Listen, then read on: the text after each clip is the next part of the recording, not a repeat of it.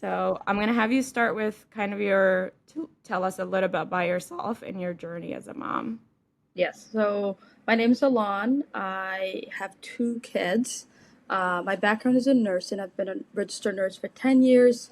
And I'm currently in grad school and studying Psych NP. And I'm kind of going to be talking about my experiences today with being a mother, motherhood, and just experiencing all of the ups and downs of becoming a new mom as a young woman in my early 20s with my first one, and just kind of how that experience went for me. Mhm. Um, so kind of talking about your journey as a mom and your first time having your daughter, right? Yes. When did you first feel something that wasn't right after having your baby?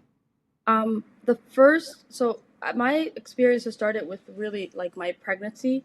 So when I found out I was pregnant, I remember just kind of feeling that like ambivalent feeling, like just feeling, for lack of a better word, like empty. Like I didn't know what to expect. So I found out I was pregnant when I was probably about 10 weeks long, and I remember just feeling like I don't know what the future holds. I was in the middle of nursing school at the time. I was on my second year of nursing school, and I just remember feeling like shock and emptiness, and like I didn't feel happy, I didn't feel sad. I just felt like empty. That's the only way I know how to describe it. I just felt like the unknown, like I just didn't know what to expect. I had never pictured myself as a mother. I wasn't the kind of girl that dreamed or used to imagine having kids or like their names. It was kind of like I did get married, but I never thought like motherhood wasn't something that I had examined or thought of in that way in relation to me. So I just remember feeling like, so what now? What does the future hold? Like, okay, like just shock. And how long did that thought or feeling continue? The whole pregnancy, I experienced like just like the whole pregnancy was like I couldn't even picture of me as a mother. Like the whole pregnancy was just like, so what happens? Like, okay, I'm gonna become a mom. Like, what am I supposed to do? Like, okay, I'm in the middle of nursing school, like, busy as like as a student. I was working, and now I'm like, okay, I'm pregnant. The whole pregnancy was just like, oh, I don't know what's gonna happen. And then when I was about 11 weeks pregnant, I had an incident where in the emergency room. I remember, and I felt kind of ill. I ended up in the emergency room, and they were like, "Oh, we think uh, at the time because under 20 weeks they don't consider it like a viable pregnancy, and they were like, you might be having a miscarriage." And I remember feeling like, I thought I would feel sad or anything. I literally that entire pregnancy I just felt so numb, and I was like, oh, okay. I just found out I was pregnant like a week ago, and now they're saying I'm having a spontaneous abortion. A couple hours later, obviously, they were like, oops, actually, we found a heartbeat. You're not. But even that experience, you would think like I would like think about like, oh my God, my baby. But I remember just feeling like disconnected. That entire 9 months was like disconnected, and like just feeling like, okay, I don't know what is about to happen. Did you talk to anyone or reached out to anyone about what you were going through at that time? I had never spoken to anyone about it, not even the person I was with. Like when I was growing up, I was always around like aunties and people. I didn't really grow up with an older sister, but I was around aunties and people that were having babies every year. They seemed happy. They were having six, some people five, six, seven, eight kids. I had never heard anyone express anything negative during, about being pregnant or having kids. So I thought, since I was kind of a tomboy growing up, I thought something was wrong with me, that I was not so excited about being pregnant or having children. I just thought there was something wrong with me. Maybe I was broken somewhere. Maybe that's why I wasn't so happy and excited, or didn't know what to expect. Like, I thought maybe as a woman, there was something wired in us automatically I should be happy, right? No, like I should be excited because this is like what our culture teaches us, right? Like Mhm. your whole life you're meant to become a mom, right? Have 7 kids. So I was like, well, maybe the reason why I'm not feeling all these emotions that I'm seeing all the other aunties experiencing is because there's maybe something wrong with me. Like, am I what is wrong with me that I'm not excited? What's wrong with me that I'm not happy? So I was having like internal negative talk, you know? So, but I was not talking to anyone, and I had never seen anyone talk negatively about being pregnant, having kids. So obviously, I wasn't gonna talk to anyone because this is just a me thing. I'm sure no one else experiences this. That's kind of how I was feeling at the time. Yeah. And I definitely get the cultural part of like how our, Mm-hmm. kind of like our older people, like elders, like, having kids and like being excited. Part of as a woman is to have many kids and not, speaking about like, I'm pretty sure they have their own struggles, but I think like a lot of times with our culture, we are not aware of, our feelings. We're try to like more numb it, like, Yes. or find a way to explain why we're feeling certain way. So I'm really glad that you're talking about this for people that um will be listening and just kind of not feeling alone, because I think a lot of times the more we talk about our experiences, the more other people will be able to talk about it as well and reach Yeah. out for help.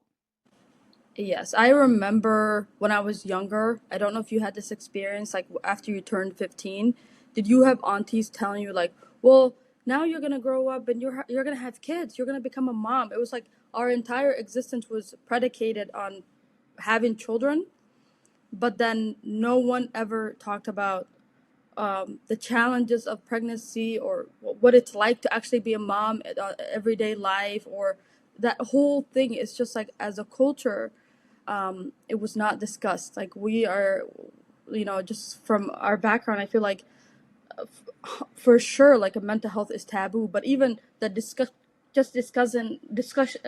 about basic, like everyday things about motherhood, pregnancy, no one talks about. Like in my experience, it was like you're gonna have kids, you're gonna grow up, and you're gonna have kids, and you're gonna get married, but that's it. No, I never heard an auntie or someone I knew or my mother complain about it being a mother or feel any kind of type of way. It was always just like you're gonna have kids, but then nothing else after that. So I feel like that just from how I was raised, I didn't even think it was an option to talk about the difficulties or the internal struggles that I was having, and like who would I have talked to? Like no one asks each other really those kind of questions, at least from my experience, and from our community. Yep, and there's so much pressure around it too, because it's constantly happening to me right now where it's like, "Why are you not having kids?" That's, like, the point of, like, your existence, and not saying, like, it's not a Yeah. blessing, but it's like, you don't know how I feel, you don't know, my Yeah. stages in life. Yeah. And a lot of people, they just, I think it's just their, especially like maybe that's how they were raised to think. And then yeah, for the elders, and that's why they're constantly like pressuring It, you or pressuring like just us, yes. yeah, Somali girls in general to have kids. Yeah. And you could never have enough kids. Even when you have two, it's like, when are you having your third one?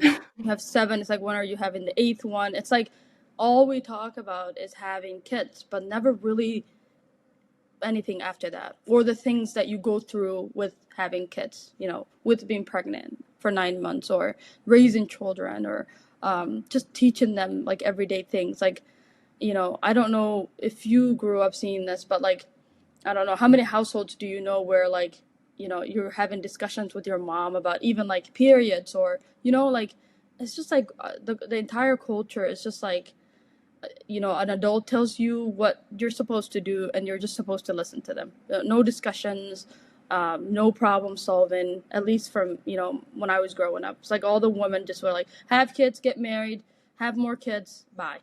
That end of discussion. Yeah.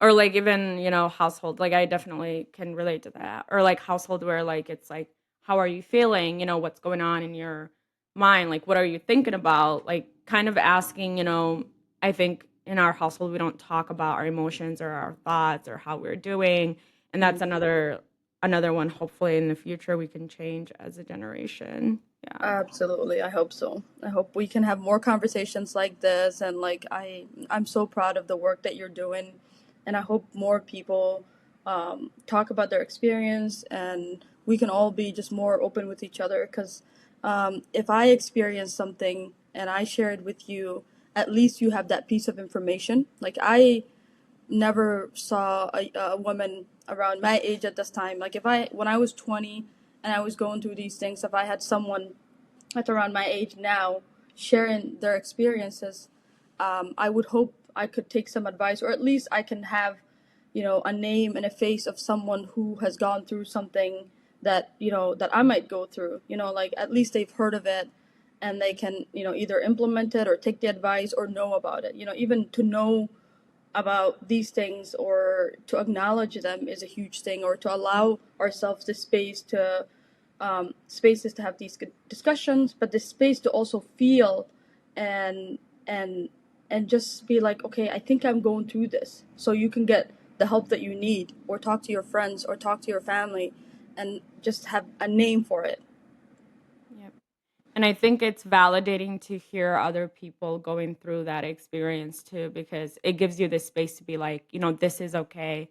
This is, That's yeah, like you said, it's not self guilt and you don't take the blame all on yourself. It's because I work in a group therapy, and the most part where like patients share is like, it's so healing to hear other people relate and not like ask questions or feel confused, and it just feels so validating to be able to know that another person is going through the same thing. absolutely, absolutely, absolutely, for sure, much needed.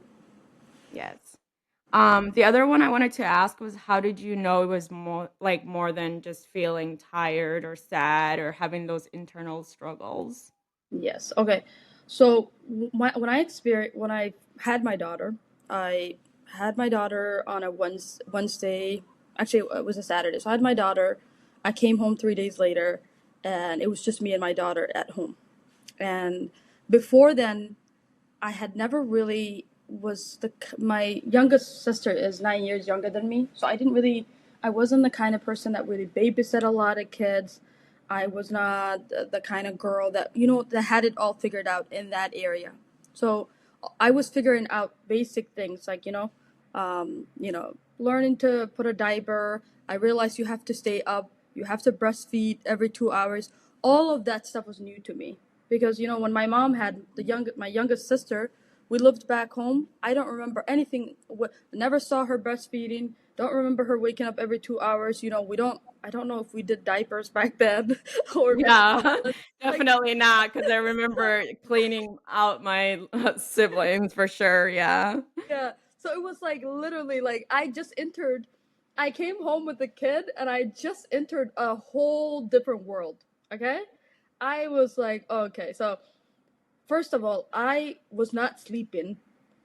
I was so worried about. I all of a sudden I started to worry like, well, what if I oversleep? So I'm literally like, even those 2 hours, I was feeding her every 2 hours, but then I wasn't really getting enough sleep. Okay, and then I'm over here like diapers, babies cry at times, like just trying to figure out basic things, you know, and then at the same time I'm doing all of that stuff, but internally I just feel like I feel worthless. Like I am not good at this. Like even though I'm literally doing everything I'm supposed to do, I have a checklist over here. Like I'm trying everything the nurse told me at the hospital I'm doing.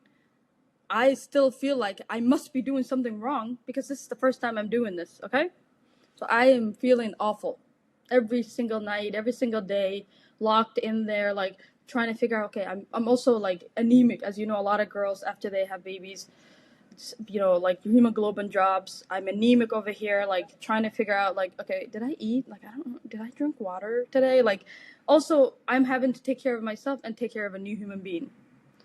Well, figuring that stuff out, and internally, I'm having this battle of like, I don't think I'm gonna be good at this. I'm not good at this. I'm not doing well.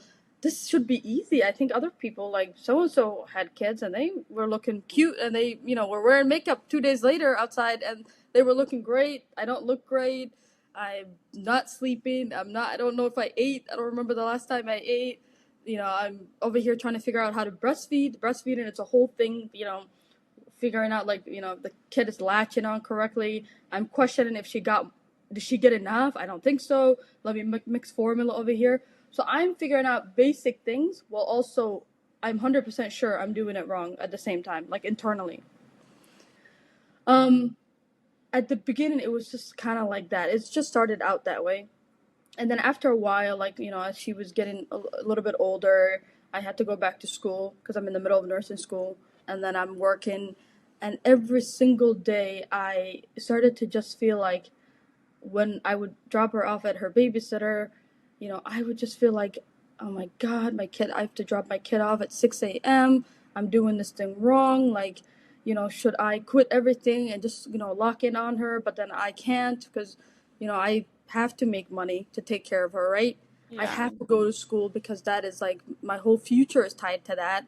Um, and I have to leave her with this person that I'm paying, but I don't like she's not with me. I don't know what's going on with her. And I remember, and it's so funny, Nima, because I think I told you this, but like at that time when I was experiencing all of these things, and I would be driving to school feeling like, wouldn't it be better if I just didn't wake up today? Just feeling awful. Like I felt like every single day I was like the worst human being that walked the planet. Like I was just like awful mother, like for leaving her to go to school or leaving her to go to work. And then when I was home, I would hold her the whole time just because I was having that guilt. Um, and I remember at that time feeling so low, and I was probably low on my vitamin D and everything because I wasn't taking care of myself too, because I didn't even know that was another aspect of myself that I needed to, take care of. Um, but the crazy thing is, I'm in nursing school. I know a lot about mental health. I was someone who loved psych. Like I was the kind of person that took a lot of psych classes in high school and college. On paper, I'm the kind of person that should know what I'm experiencing is depression, right? Like Mm-hmm. I should be, based on my experiences and my knowledge, I should know that I should pick up on these symptoms. You would think them, right? But I'm not picking up on the symptoms. I'm just thinking this is motherhood. I'm not thinking I'm depressed. I'm not thinking like the reason why I can't take deep breaths maybe and I feel like, like I'm suffocating is because, I'm having maybe panic attacks. But I realized, the funny thing is that entire first 2 years, I honestly was the darkest time in my life, right? I was having the most negative self talks. I was at the worst place I could ever be. Like I don't wish that on my worst enemy. Mm-hmm. But I'm getting emotional talking about it. I didn't realize I was gonna be emotional today. Whew. But um, Please um, know that, take a break if needed. yeah, that's okay. This is needed. So I'm thinking like I'm like the worst human being. Like just going to school. I'm not even doing anything. I'm not socializing. I cut off all my friends. I didn't even have a lot of friends. But the people that were in my life, I wasn't even interacting with. I was just literally just locked in on this kid, school, and work. And I was working like 3 days a week at the time, just so I can pay for her stuff, and, like take care of life. So completely The isolating I'm yourself. completely isolated. I'm not seeing, my family. And the other thing is like I feel like a lot of some of my families, when the girl gets married, they just cut you off. Like it's just like they're like, oh, she's married now. A lot of people do that. They're like, let's just leave her alone. She's married now. They don't really think to check on you or any of those things. And that's a topic for another day. But I'm completely isolated, just like feeling negative, negative talk, like in the lowest, darkest place of my life. But the hardest thing is, and looking back, I think I didn't even realize I was depressed. I didn't realize I was going through postpartum depression. I wouldn't even allow myself to think about myself for 5 seconds, to just acknowledge these symptoms and the things that I'm experiencing could be this. Forget about seeking help or talking about it. I wouldn't even acknowledge it. I would just wake up every single day at the lowest place that I could humanly be, Mhm. just empty. But I realized, like, after a while, like after the first 2 years, like, oh my God, I was going through a lot. everything. And I used to write a diary book, and it was so dark. And I would just write the darkest things, but I wouldn't even admit to myself I was depressed. I wouldn't even, it's wild to me that I didn't even have 5% of compassion for myself to be like, I think I'm not okay. It was like every thought I had was, there's something wrong with me. I'm not a good mother. I'm not a good human being. I'm probably not a good daughter. Like, I'm not a good student, even though I'm literally getting straight A's and like staying up all night between feeding her and doing homework. I just didn't feel good about anything. And that was just like, just feeling depressed. But I couldn't even admit to that myself, that I was depressed. It was just like, I just thought depression was something that happened to other people, maybe, or something that I read in books. But it You was just like, couldn't see the same symptoms or like, the thoughts that you were having to be identified as part of depression. Yeah. yes, absolutely. So, yeah, so this is like, and I hope that as a community, like, we can open up these conversations for people to feel less alone, to just to even to take up a little bit of space to say, like, I don't feel good, I'm depressed, I'm isolated, I need help, like, I need to take 30 minutes of a walk, just to, away from my kid, just so that I can breathe, so I'm Yeah. not always on alert. You didn't also have the support that you needed at that time too. So Absolutely not. It was like, this is what you were supposed to do, get married and have kids. It was like, that's it.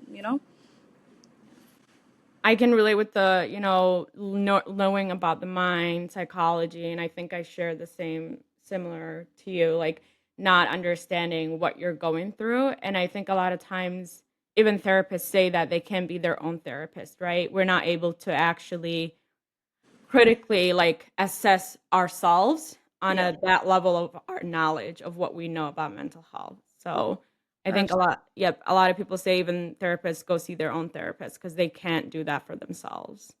For sure. And even like, I, as a community, even like, I feel like when someone has a kid now, like, when I see like someone that I know who just had a kid, I have a lot of compassion, because I always think, what if they're going through like what I was going through? Because imagine if someone just like set me down, or like came over to my house for 5 minutes and they were just like, hey, how are you? Or Mhm. just like, I feel like it's such a small thing to do, just to check up on somebody. Like, culturally, we just assume somebody got married, they're having a kid, they must, and then They're just sit. happy, yeah. Yeah, so just to check up on each other, just to like be humans, like, just be like, hey, how are you? How's motherhood going? Like, how's your kid? I i hope I can provide that for the women in my life that are going through, having babies, because I feel like you don't have to be alone. Like, this is like, there's so much studies, there's so much work. We live in a Western society that has so much medicine, and all of this can be taken care of, like, if we just support each other better, and check up on each other, and just create that space for each other. Yeah, and create more awareness too, to know, like it is okay to seek help, and there is so many different types of like treatment resources that can be used for sure. Because I think Absolutely. within our culture, they don't realize that actually every person, every human goes through this, Mm-hmm. um, and it's not just on one person. Because like if we don't recognize it, that it's a normal it's not abnormal, it's not something out of the norm, like, and, Mm-hmm. humans experience these difficulties and challenges, and, Mm-hmm. we're more likely to seek help because I think a lot of times shame stops us from seeking help.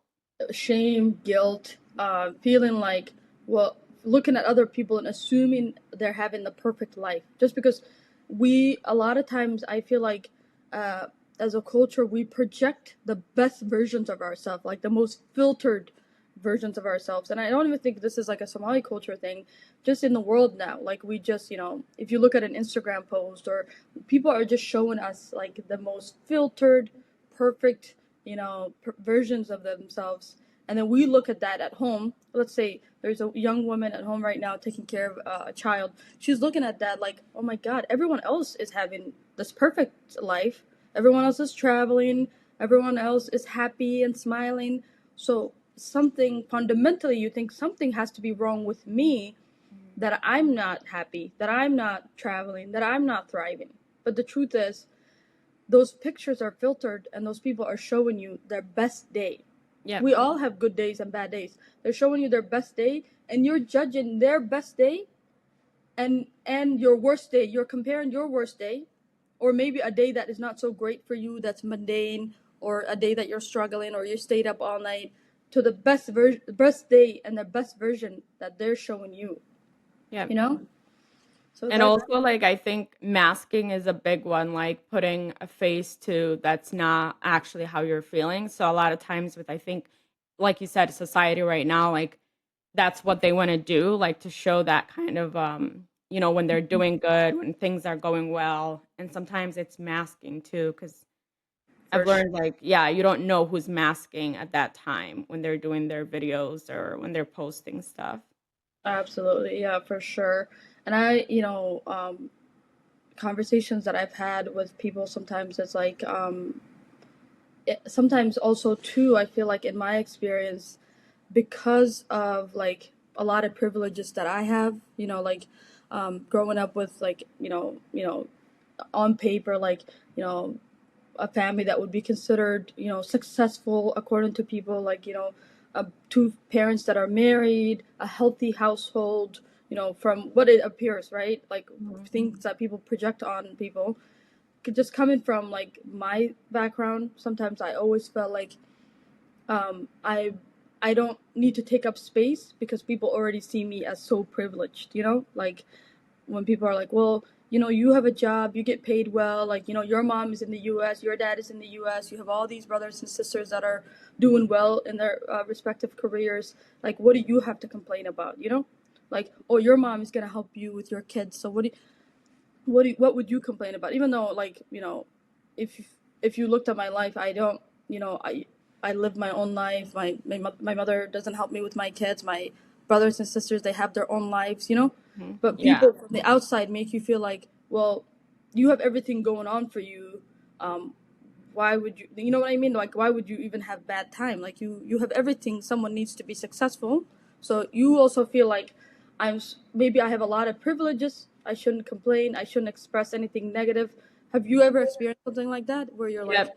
Yeah, like, taking up? even sometimes, like, feeling guilt about it, because 'cause I'm pretty sure people back home are, like I Mm-hmm. remember when I was going through it, they were still, like, telling my parents, "Well, like, you guys are in the US, like, obviously we came from the camp, Mm-hmm. Houthi camp," and, like, I feel like a lot of times, like, people back home somehow think, like, us here should be good, you know? Mm-hmm. And there's think about, like sometimes I think about the mental health stuff and like like there's a biological factors, there's like Maskaxda, like there's a the chemical balance, it's not Yes. something that we can control, and Mm-hmm. internally it Mm-hmm. doesn't matter what situation that you're in, like someone can live like more privileged life than us and still go through the same, not maybe not the same experiences, but go through deeper depression, anxiety, and deal with their mental health. For sure, yeah. And like, you having privilege or having, a certain kind of careers or whatever, it doesn't mean you're not gonna experience all of the growing pains and all of the things that we as human beings experience. Like you said, ultimately this is like a chemical imbalance. Sometimes, like, you know, if you're not taking care of yourself, if you like, we know, like, not having enough vitamin D causes low mood. Mhm. And sometimes just from, because we're from Africa and we're accustomed to certain kind of, like, we were getting sun, right? And then we come to Minnesota and like we live in the winter, we're not taking vitamin D, we're not taking care of ourselves. So there are certain things that sometimes we might not be doing that we're supposed to do that can lead us to feel a low mood or feel depressed. So there's just so many ways to look at it. And I, as the older I get, I believe everyone can take up space, and in order to get better, like, you have to, like, forget about like all of the, I shouldn't be feeling this way, like, people are not going to think it's appropriate, like how dare I express this. You are feeling what you're feeling, and you just have to acknowledge what you're feeling and sit in it, talk to who you need to talk to, like, because you don't need to worry about what other people are going to perceive as, like, like anytime, I talk to people back home and they don't acknowledge mental health, or they see it as like a taboo. It's like they are talking from their experience. That's Yeah. just if you look at the Maslow's hierarchy, these people are thinking about like survival things. So obviously, they're not going to be able to relate to the stuff that you're going through just based on where they're at in life. Yep. Definitely. Like you put it, the hierarchy level. Yeah. Yeah. Um, I did want to ask, kind of like finding healing. What are things that helped you to start to feel better? Um, Well, when I was going through a lot of my stuff at the beginning, I really wasn't looking for healing. I was just going through it all, like I didn't even realize I needed to heal. And I think after a while, um, I started to look back at the things I was experiencing. Something that I've always done since I was in the eighth grade is like write diaries, and I started to like read back some of the stuff that I had written, and it was so shocking to me, the stuff that I was expressing in writing, that I couldn't even like, I wasn't thinking. When you're writing, sometimes you're not really comprehending, or sometimes like filtering the things that you're writing. You're just writing them. And when I read my old work, like I was like, I can't believe who wrote this. And I know it's me, but like the way that person was feeling was like, this is like, I should have gotten this person should have gotten help. If that was my sister or my Mm-hmm. friend, I would have gotten them help, right? So just I was like, I think that clicked something in me, that I was not okay during that time, and I was still not healed. I went through, I went through it. I was better, but I was not healed. And what happened was that I started to kind of examine my life. I started to look at life like, I need to biohack. Like, I need to figure out what works for me. Okay. What is not working for me. I had to obviously, well, who the people in my life that were making my life difficult, I had to make decisions to end those relationships, right? So, I don't know if you know this. I ended up getting divorced because I realized like that was adding to a lot of my, mental health issues. Yeah. This, so I had to like end the relationships that were not working for me. I had to be like, okay, what do I need to do to feel that I'm happy and okay with where I'm at. I listened to a lot of do you know like Brene Brown? Mm-hmm. Brene Talks about Brown. vulnerability a lot. Brene Brown, right? Is that her name? Yeah, Brene? Brene Brown. Yep. Yeah, She's I a started. social worker that talks about vulnerability, shame, and Yeah, guilt. Yep. yes, I had to like listen to her a lot because um, I think I'm like an avoidant personality type, so I'm always scared that my instinct is always to run away from my emotions and to like not be vulnerable. So I almost like started to like, whatever whenever I would have a feeling of like hiding or isolating, or like um kind of running away from emotions, I started to read a lot of self-help books, listen to like a lot of people's work, a lot of YouTube, like reading a lot about mental health, like doing a deep dive, trying to like understand the things that work for me as an individual, and the things that are so natural to me that I've gotten used to just from growing up that are unhealthy, like just being avoidant, and like running away from problems, hiding in my work. I would, instead of dealing with like what I was going through, I would just work a lot, or lock in, or go back to school, or I was always just kind of running away from my emotions. So I had to like, I think, lean towards like being a more vulnerable person, a more open person, and seek. I never really did like formal therapy. Like, I didn't really sign up for therapy sessions. It's something that I'm open to like in the future. But If you need a recommendation, my therapist is amazing. I will be willing to share it with you. sweet, thank you, thank you. You know, they say it's hard to find a good therapist. That's true. I'm open to therapy in the future. As you know, my daughter's older now. It's been a while, but it was really just me doing like a lot of work. I had to create boundaries for myself. I realized I lacked boundaries in so many ways. um, I had to, I ended up like moving from our town. You and I kind of grew up in the same town. I had to leave town. I had to, I just kind of started over and I started to do things that I liked.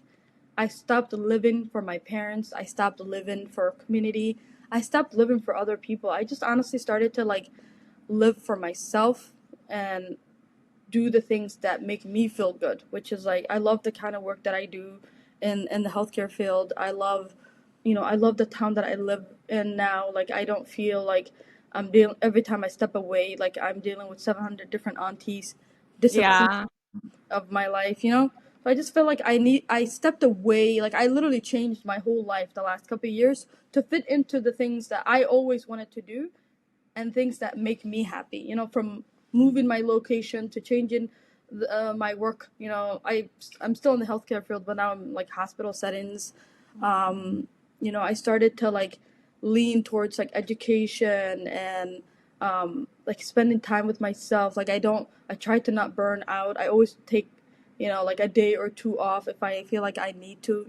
If I feel tired, if I feel not well, I check in with myself. I don't just push myself and tell myself, oh, shut up, like go to work. Which is like what I used to do before. I'd just be like, what are you talking about? Like, you're so lucky to work, go to work. Like, And I that would, damages you more because the yeah, burnout can absolutely. definitely lead to more. Yeah. Absolutely. So just kind of listening to myself, listening to my body, like, trying to eat healthy, just taking vitamins. I started taking, vitamin D, and multivitamins, like just like investing back into myself. I never, when I was growing up, I didn't see my mother take care of herself. Like I don't, it was just like almost as if you took care of yourself or like had a mental health day, or it was like you were being selfish. That's how it was communicated to me. Mhm. Yep, Uh, I can relate to that too. I don't remember when my mom was like, "Yep, I need a day just to be yes. myself today." Yep. Exactly. Like I literally sometimes will just take a day and walk around or like have coffee with an old friend. Like I take care of myself now. No one else is going to take care of us. Like we have to take care of ourselves. And I've just leaned into being a healthier person internally, you know? And if I'm internally okay and if I'm doing what I'm supposed to do and like, you know, if I'm okay with myself, everything else is fine.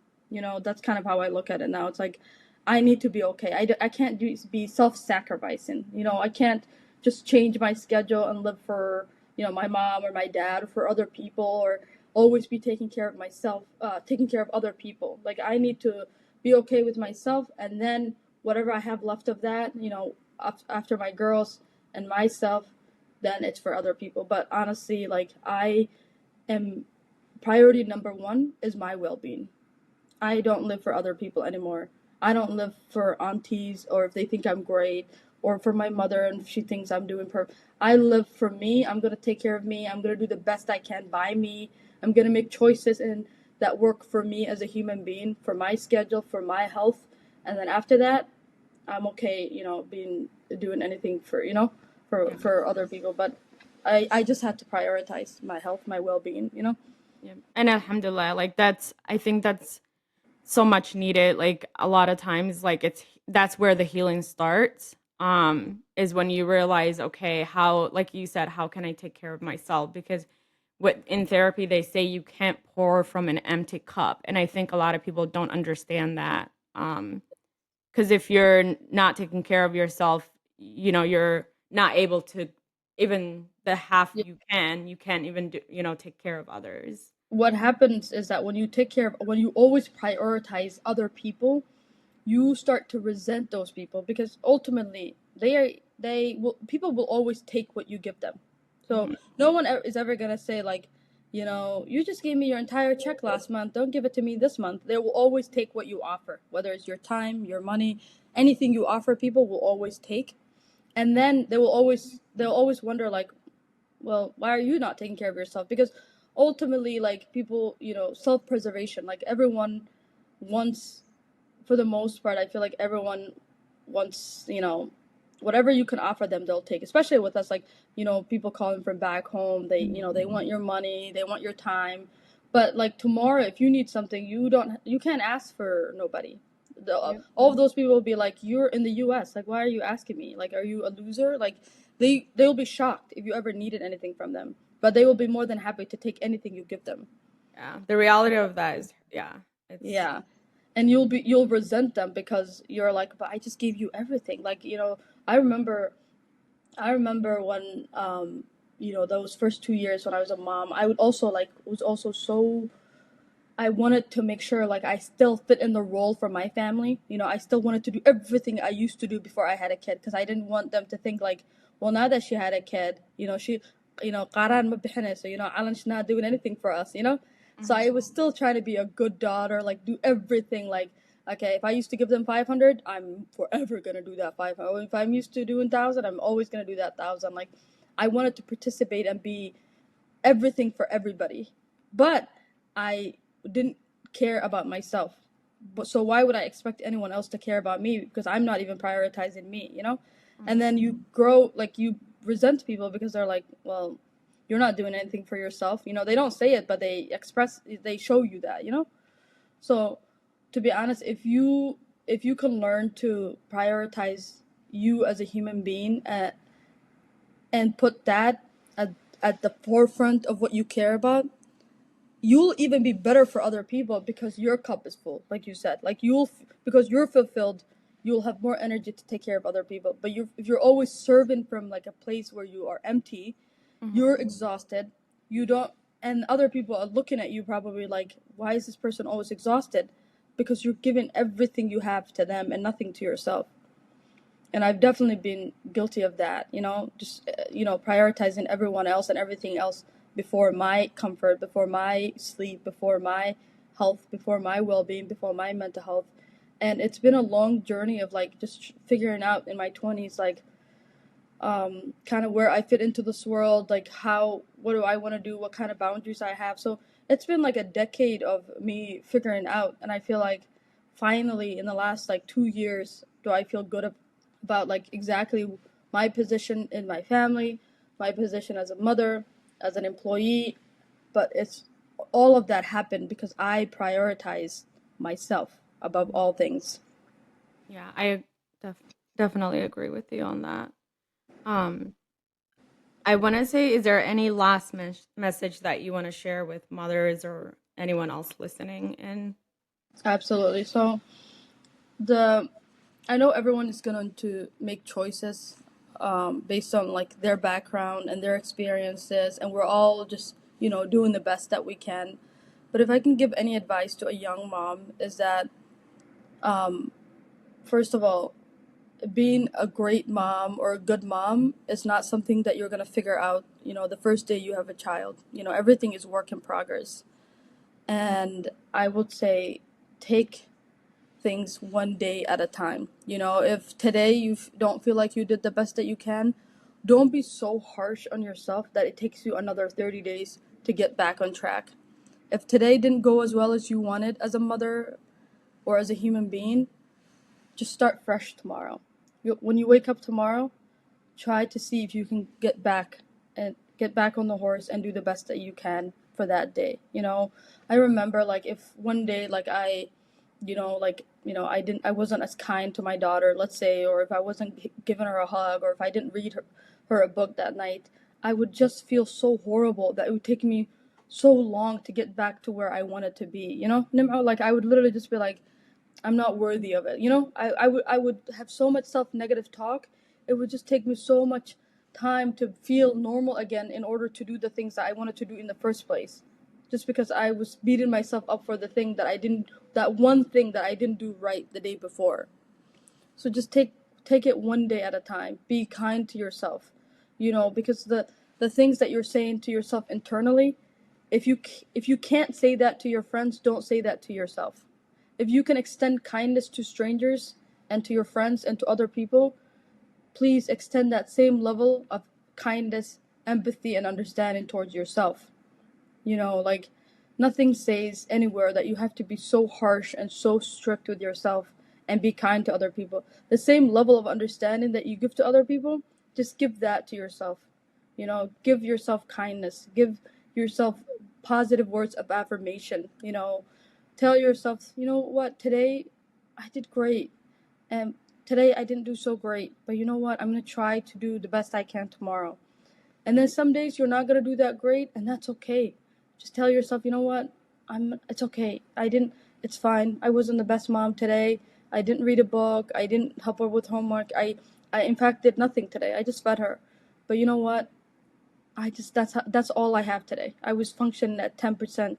But you know what? I'm gonna rest today. I'm not gonna talk negatively to myself. I'm gonna allow myself to actually have this rest, and I'm gonna start over tomorrow and do the best I can, because hopefully, because I rested today and allowed myself to rest and be kind to myself, that hopefully I'll be at 70% tomorrow or 60%, and I'm gonna do my best tomorrow.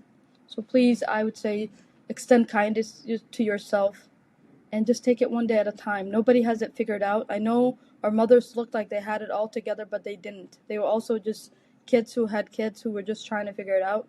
So just that's all I would say, to be honest. Have some empathy and kindness for yourselves. Yeah. And to like pick up from that kindness part that you shared, Mm-hmm. like how would you talk to a friend or if you are giving compassion to strangers? I think a lot of times we don't realize how harsh we are to ourselves. And I remember with just kind of going through my stuff, like I used a lot of, I don't know if you know Dr. Kristen Neff, a lot of her audios, Mm-hmm. which is about self-compassion and how to practice it on yourself. So like you would imagine the situation that you're in, Mm-hmm. how would you say to, my usually Sure. I picture my sweet little sister instead Mm-hmm. how like what would Mm-hmm. I say to her if she came to me with the same situation and then try to apply the same concept to myself because a lot of times it's so hard to be kind to ourselves and it will take time For where sure. sometimes you're like, "Am I faking it by saying these affirmations?" But it will Mm-hmm. take time to retrain your brain. Like, the more you practice it, the more you'll be like, "Yep." It takes a lot to actually relearn, those and change those thinking patterns, so Or yes, I completely agree. Yeah. Even if you feel like like that imposter syndrome, it's like that's normal because you are trying to change some patterns and habits and things that you've gotten used to. You've gotten used to a certain way of speaking to yourself and you're trying to change it. So it'll feel unnatural. Yep, But exactly. you just have to push through it, because talking to yourself negatively and like just being so unkind to yourself, that should not be natural, even though maybe that's the way we learned, and just based on our experiences in life and the way we grew up, you might have inhabited some of those habits, but that is also not natural. So you know being kind to yourself, you'll probably get where you need to by having that kind of compassion, towards yourself. Like you said, you think about your sister, thinking about someone you love. You're never gonna talk to someone you love the way you talk to yourself sometimes, Yep. and it's like, why don't I have enough love for myself that I can't extend that level of kindness for myself too? If I can have that for my sister or for my friend. Exactly, yep, I agree. Well, I wanna say thank you so much for having the courage to share. It takes, strength to be able to talk about your experience and willing to others to listen and learn about it, and I think it'll change a lot of people that have similar experiences know that they're not alone. So I do wanna say thank you, Alan, for sharing. No, thank you, Nimra. Thank you so much for doing this, and I hope the people that listen to, they take away that we're just trying to kind of put positivity out there and just share our experiences. We know that not everybody experiences the same things, but this is just some of our experiences. And if one person benefits from it and feels like they they have a mirror, or like they can look to us as someone to take example of to kind of use as an example, that's it. That's all we're trying to do. We're just trying to put positivity out there and support people that are going through similar things. And I can share your social media on my podcast too. So if anyone wants to like reach out to you about their experiences or just have someone to talk to, I mean, Absolutely. they can definitely reach out to me, but I have not had your experience. But if anyone wants to reach out to you. Anytime. Absolutely. Absolutely. And thank you so much for having me. Thanks for this conversation. Yep, thank you. Thank you.